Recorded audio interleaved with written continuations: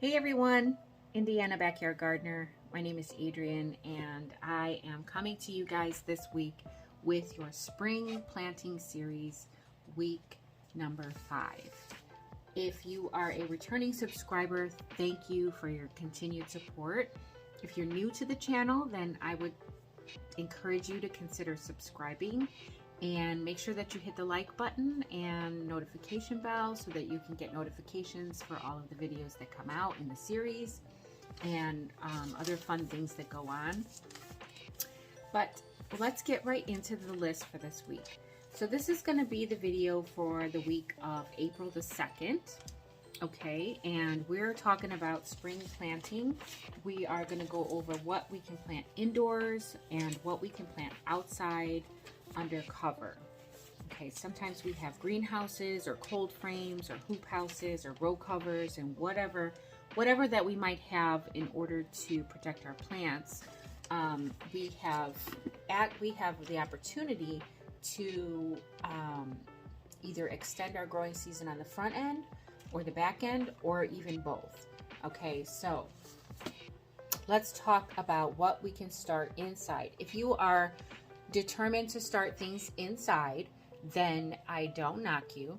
I just don't do it. Okay, so that's the whole purpose of this planting series, is because I want to give people an opportunity to be able to direct sow things and not have to worry about seed starting trays and grow lights and all that jazz. Now, some people love doing that, and I don't knock it at all, but I cannot. I'm not good at it. So everybody has their own way of growing, and I constructed this list to fit everybody's style of growing. Okay, so maybe not everybody, because some people do hydroponics, so we won't go there. All right, so indoors, the week of April 2nd, right? Yes, the week of April 2nd. We can still start indoors basil, bok choy, and for this week, this is going to be the last week that you can start these 3 indoors. Okay, broccoli, cabbage, and cauliflower. So this will be the last week that you can start these indoors. After that, your window of opportunity is going to be pretty much closed, because those things have got to get started in order to mature on time. All right, you can start eggplant, mizuna, mustard greens, peppers, okra, sage. You want to make sure you get your thyme and your tomatillo and your tomatoes started as well, because those things take a long time to grow. Now, inside still, we can start, and this is if you are in the window of 4 to 6 weeks before your last frost date. Inside, you can start, or actually, I'm sorry, 6 to 8 weeks. If you are in the window of, I'm going to get it right, guys. I'm going to get it right. If you're in the window of 2 to 4 weeks, okay, 4 to 6 weeks was last week. All right, so if you're in the window of 2 to 4 weeks before your last frost date, then you can still start indoors bitter melon, broccoli rabe. You can start cucumbers, melons, and pumpkins, and watermelon, and squash. Although, let me tell you guys, those members of the cucurbit family, the melons and the cucumbers and squash, they don't like to be transplanted, okay? So you're better off doing those things outside when the soil warms up. Otherwise, you're going to probably have some issues with transplant shock and things of that nature. But you can still do it, all right? So if you're 2 to 4 weeks before your last frost, you can start those things. And you can also start New Zealand spinach indoors, all right? Now, if you're doing flowers and ornamentals, and you are 2 to 4 weeks before your last frost, you can do indoors gourd, money plant, nasturtium, ornamental millet, and sunflowers. Okay, now's the time to get your sunflowers planted indoors if you are around 2 to 4 weeks before your last frost. All right, Moving on to outside.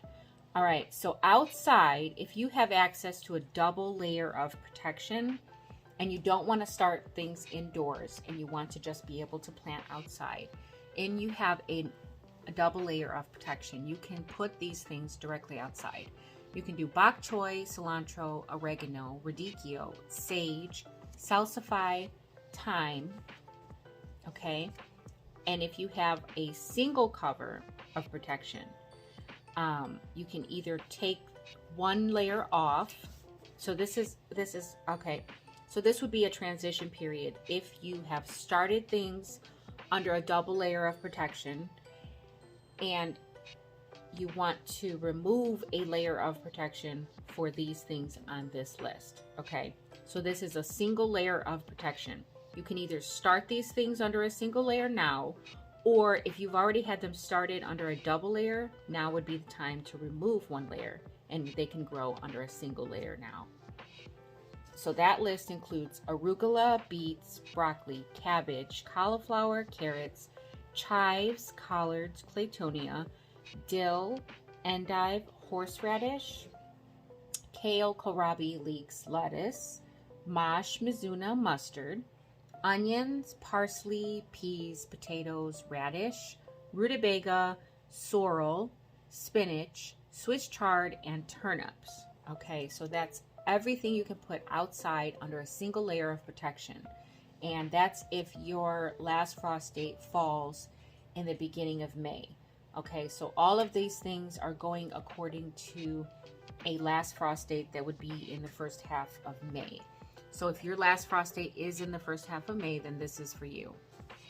The one thing we can put outside right now under no cover would be raspberry. So raspberry can go outside without any cover as of this week, okay?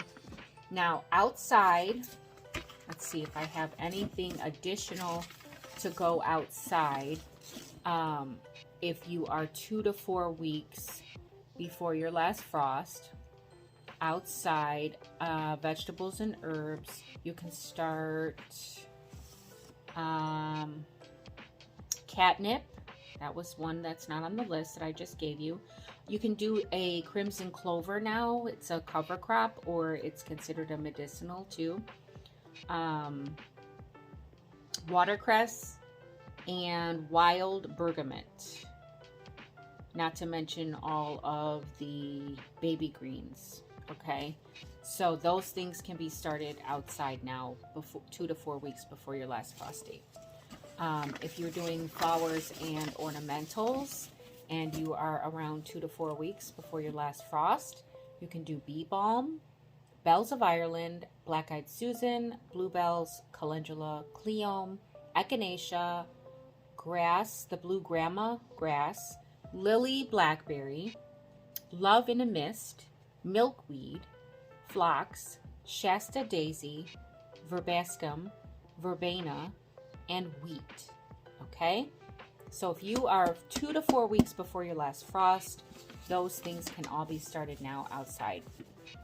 All right, so I hope you guys are enjoying the series, the planting series, the week by week planting series. If you have any questions, you can put them in the comments below.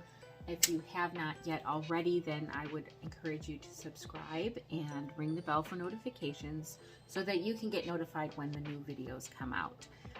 So that's going to be it, guys. Thanks for watching. Thank you for continuing to support. And until next time, the more you know, the more you grow. Bye, guys.